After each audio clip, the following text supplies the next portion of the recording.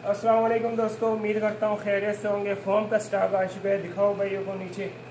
तो ये मैंने 4-5 बोरे जो है ना यूट्यूब की अभी वीडियो बनाई है, उसमें मैंने कल्टी कर दी है। एक बोरा और कल्टी करता हूँ।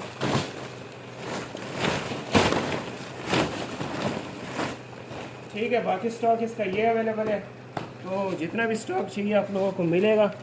बेहतरीन माल, आउट क्लास 10/10 कंडीशन में। ये देख सकते हैं, इसकी कंडीशन चेक कर सकते हैं।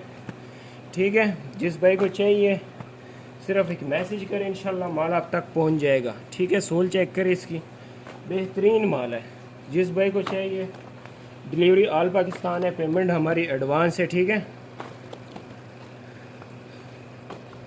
और 1-2 पीस वाले हजरात जो है बिल्कुल रब्ता ना करें, 1-2 पीस हम नहीं देते हैं। ठीक है, इसमें से इस तरह के जो पीस होंगे हम निकालते हैं। ठीक है, इसकी अभी छांटी वगैरह नहीं हुई है, नॉर्मल पड़ा है अपनी ओरिजिनल हालत में। इसको अब बैठ के छांटी करेंगे, लाट बनाएंगे आप लोगों के लिए, इंशाल्लाह बेहतरीन माल मिलेगा। ठीक है, जिस भाई को चाहिए व्हाट्सएप पर रब्ता करें। थक गया हो, अल्लाह हाफिज़।